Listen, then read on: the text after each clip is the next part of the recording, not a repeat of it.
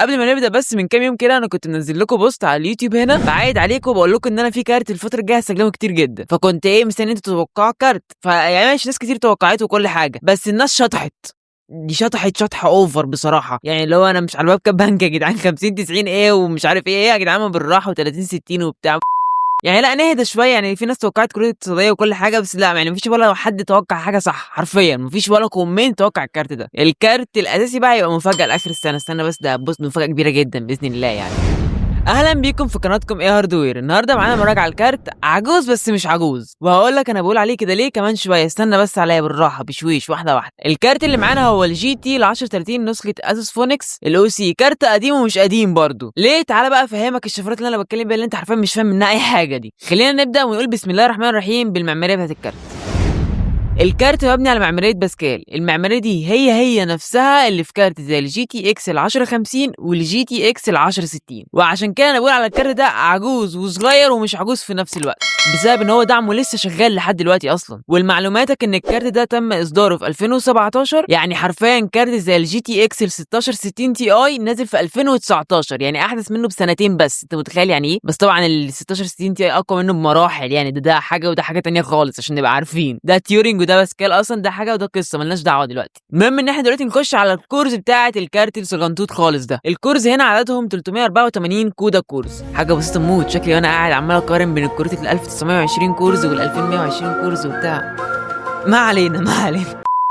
اداء الكارت ده على الورق حرفيا بتقول ان هو كارت ميت، حرفيا لا يصلح للالعاب ولا يصلح لاي حاجه، اللي هو اخره اوفيس 365 اللي هو انت عندك اكسل وبتاع وخلاص شكرا. بس الاداء الفعلي غير كده تماما عشان نبقى عارفين، وكمان شويه هوريك اداء الالعاب عامل ازاي على ارض الواقع. اصبر بس عليا والتيل كله قدام. الكارت جايب 2 جيجا في رام جي دي دي ار 5، وخد بالك ان في نسخ تانية جي دي دي ار 4، فخد بالك من القصه دي لان ده هيبقى اقل كتير جدا. احنا النسخه اللي معانا النهارده الجي دي دي ار 5، فانت خد بالك انا بنبه عليك اهو. وبيجي ب 64 بت. فاكر في فيديو الشورت لما جيت كلمتك على موضوع البت وشرحته لك بالتفصيل، لما جيت قلت لك طريق تحيا مصر وطريق كوبري 6 اكتوبر عشان توصل ل 6 اكتوبر من مصر الجديده، انا اللي بيوصل اسرع بسبب ايه بالظبط؟ الجدع يقدر يقول لي في الكومنتات تحت بسبب ايه بالظبط، وانا اعمل له حاجه حلوه. يلا ايه هي؟ ما اعرفش والله، انا بقول اي كلام ما خدش في بالك، مش مهم.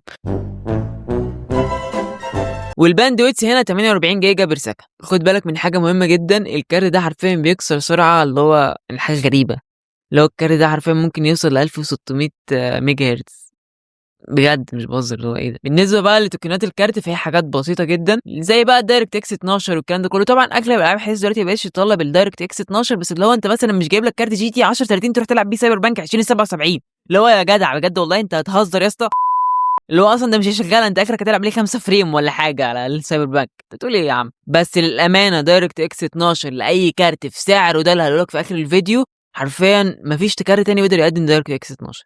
مفيش. في كروت من اي ام دي بس انا عامه ما بفضلش، لان انا تجربتي مع اي ام دي في الكروت الاقتصاديه خالص دي الواقعه مش كويسه، ما بحبهاش. بس الصراحه دي تجربتي انا مع اي ام دي، لكن انا تجربه انفيديا كانت مفوقه جدا. ممكن انت بقى يكون العكس عندك، يعني فاهم اللي هو كل واحد وحسب ارتياحه، عشان ده حاجه بتفرق. ما حدش يقول لي انت متحيز ومش عارف ايه، لا مش متحيز، لا بالعكس انا بحب ام دي جدا اصلا. المهم كمان ان الكارت بيدعم الاف اس ار اللي اتكلمنا عليها بالتفصيل في الفيديو اللي فات بتاع ال 1660 تي او. بس بصراحه الاف اس ار هنا بتفرق في الكارت جدا جدا جدا، ما تعتبرش تقنيه بس هي حاجه مهمه جدا، اللي هي حرفيا ممكن ترفع لك الفريمات 20 فريم مره واحده كده، لو ما تفهمش ازاي يعني. ما علينا. استهلاك الطاقه هنا في الكارت حرفيا حاجه عبيطه جدا، فبالتالي اقصى درجه حراره على بنش مارك تحت الضغط بعد تقريبا 22 دقيقه الكارت وصل ل 56 بس، اللي هو 56 درجه. انت متخيل انت بتقول ايه؟ اللي هو ايه ده؟ احنا قاعدين بنتخانق على كروت اللي هي توصل ل 75 درجه و85 درجه، انت تقول ايه يا عم الحاج؟ فبس ده كل ده بسبب سحبه للواط اللي هو 30 واط بس، اللي هو انت اي كيس في العالم يقدر يشغل 30 واط، انت لو ايه فاهم اللي هو لو عندك باور سبلاي 200 واط 250 واط هيشتغل، اللي هو مش هيقول لك لا. انا نسيتك وكل حاجه دلوقتي، بس معلش بس انزل تحت هتلاقي في الديسكريبشن لينك الستور بتاعي. الستور ده عارفين بيبيع عليه العاب اصليه وكل حاجه تتخيلها وبرامج وكل حاجه تتخيلها هتلاقيها موجوده في الستور هنا، وباسعار يعني جامده جدا. انت هتصدم من الاسعار يعني بضمان وبكل حاجه، ما تقلقش. ومش بيحتاج بقى لا كابل 6 ولا 8 بين، اللي هو ليه اصلا انت هتحط على السوكت اللي بالمذر بورد على طول هيشتغل، لو انت مش محتاج اي حاجه، ده كارت بياخد 30 واط، انت بتقول ايه بس؟ نخش على اهم حاجه في الفيديو وهو الاداء الفعلي للكارت. الاداء هنا حرفيا صدمني بكل ما تعنيه الكلمه، اللي هو انا متوقع ان انا هلعب كل الالعاب اللي هو متوسطه بقى مثلا جي تي اي في مش عارف الكلام ده كله هلعبها على 20 30 فريم، لو انا متوقع كده. بس الكارت ادى الواحد حرفيا حته صدمه، قال لك لا فاهم؟ عمل لك كده بالظبط. انا اي لعبه تقيله بتشتغل من 20 ل 30 فريم حقيقي، اللي هو لعبه ريد ديد ريديمشن 2 بتشتغل 30 فريم على اللو، اللي هو ايه ده ازاي؟ فاهم حاجه؟ اللي هو ايه ده انت تقول ايه؟ اللي هو انت اصلا انت متخيل يعني ايه لعبه بحجم ريد ديد ريديمشن 2 تشتغل اصلا على كارت زي ده؟ اللي هو صباح الفل. وحرفيا اغلب الالعاب التقيله بتشتغل على اقل اعدادات 20 30 فريم، بس الدين رينج والكلام ده كله لا بتعاني شويه.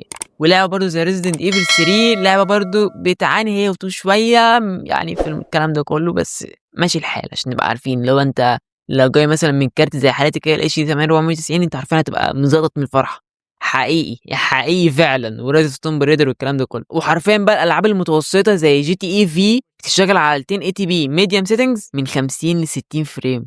ايه ده؟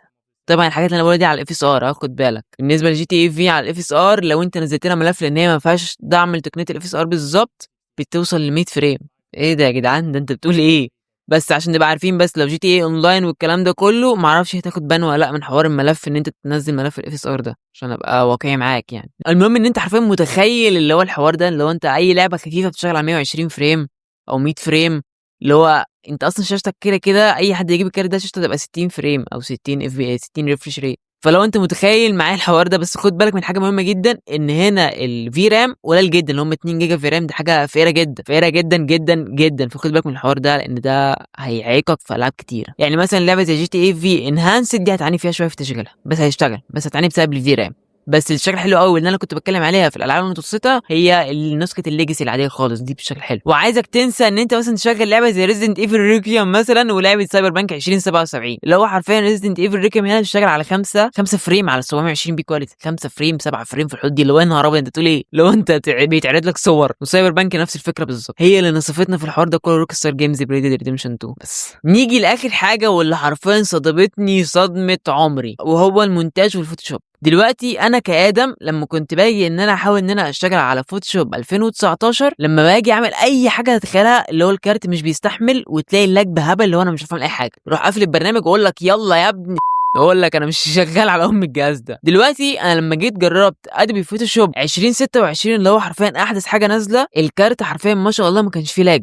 ايه ده؟ اللي هو ما شاء الله انا شغال مرتاح، اللي هو انا مرتاح فعلا حرفيا. بس خد بالك من حاجه مهمه جدا، دلوقتي ادوبي فوتوشوب 2026 كان شغال معايا كويس جدا بسبب ان انا مش بستخدم البلور عليه. البلور لما تيجي تعمله حرفيا هتلاقيه بيتقل الكارت جدا جدا. انا ما جربتش الامانه، بس انا بقول لك عشان تبقى عارف ان انت يعني اللي هو انت مش تبقى التوب، اللي هو انت مفيش حاجه بياخد كل حاجه، ده كارت اقتصادي تحت الاقتصادي بشويه حلوين قوي. انت بتقول ايه؟ بس بالنسبه بقى للمونتاج، انا عامه بشتغل مونتاج على كاب كات للناس اللي بتسالني كتير قوي في الكومنتات. هتقول لي كاب كات بيقدر ان هو يطلع نتيجه زي دي من المونتاج؟ اقول لك بس الفكره ان انت بس تتعلم كويس، مش موضوعنا دلوقتي. المهم الفيديو ده هيكون متمنتج بالكامل على الكارت ده، وهتلاقيني قال لك التجربه بالظبط تحت في الكومنتات، انزل شقر في الكومنتات. هتقول لي طب انت دلوقتي يا عم ادم مش بيشتغل على ادوبي بريمير ليه؟ هرد عليك وهقول لك طبيعي ان انا مش شغال على ادوبي بريمير بسبب ان انا كان معايا كارت الاتش دي 8490 اللي هو حرفيا انا جربت ان انا اشغل ادوبي بريمير، البرنامج اشتغل وكل حاجه، بس اللي هو من قبل ما احط بروجكت كان بيكراش. اخش في كده على تاسك مانجر الاقيه ساحب ال 16 جيجا الرام كلهم.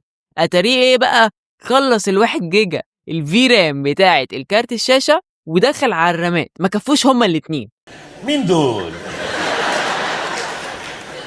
فاللي هو صباح الفل ده كلب رامات، واحنا عارفين كده كويس جدا. كلب انت بص حط له رامات هتشتغل معاك زي الفل، كلب رامات بقول. بس طبعا بالنسبه لي حرفيا الجي تي ال 1030 ده نقله كبيره جدا بدل بط البلدي الاتش دي 98 اللي كان معايا ده حرفيا بيصطاد بط بلدي مش بطه بلدي بس حرفيا. قبل ما اكمل بس من شويه قبل ما اكلمك على المونتاج كنت بكلمك على الفوتوشوب، وعشان حرفيا التجربه تكون متكامله انا هعمل الصوره بتاعت الفيديو ده او الصوره المصغره بتاعت الفيديو ده ادي فوتوشوب 2026 بالكارت ده.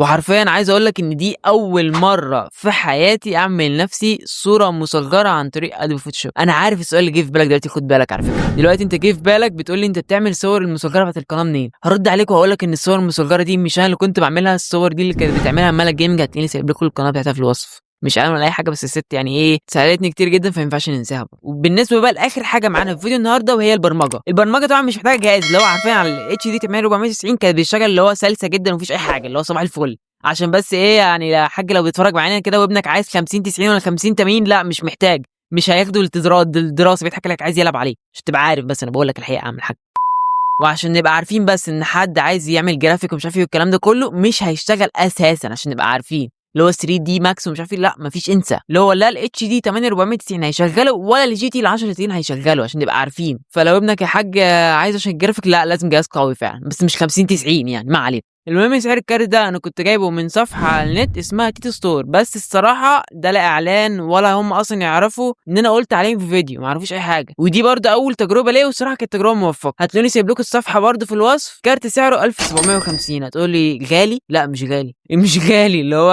انت 1400 او 1100 و1000 ليه ما بقتش موجوده اصلا، فكك من الحوار ده ان هو ما بقاش موجود اصلا. بس احنا بنتكلم عن نسخه الجي دي ار 5 مش جي دي ار 4. خد بالك من القصه دي، وخد بالك برده ان انا بتكلم عن النسخه الاسوس اللي هي بتكسر السرعه، اللي هو الاوفر كلوك او الجيجا بايت الاوفر كلوك ده برده، مش النسخه اللو بروفايل. فخد بالك من الحوار ده مهم جدا. بس كده يا رجاله، ما تنسوش السبسكرايب واللايك عشان بيفرقوا معايا جدا. واستنوا الفيديو الجاي عشان حرفيا عامل لكم مفاجاه، واخيرا هنزل لكم مول البستان وهنعمل تصوير فلوج كبير جدا هناك. انا عايز اقول لك حرفيا دلوقتي الساعه داخله على 7 الصبح، انا حرفيا المفروض ان انا نازل الساعه 3 لمول البستان عشان اصور لكم. فلو انت متخيل بقى انت بتقول ايه، اللي هو انت لا استنى بس على، انت لازم هتشوف حاجات جامده جدا الفتره الجايه والله العظيم، حاجات فورتيكا من الاخر. سلام يا رجاله.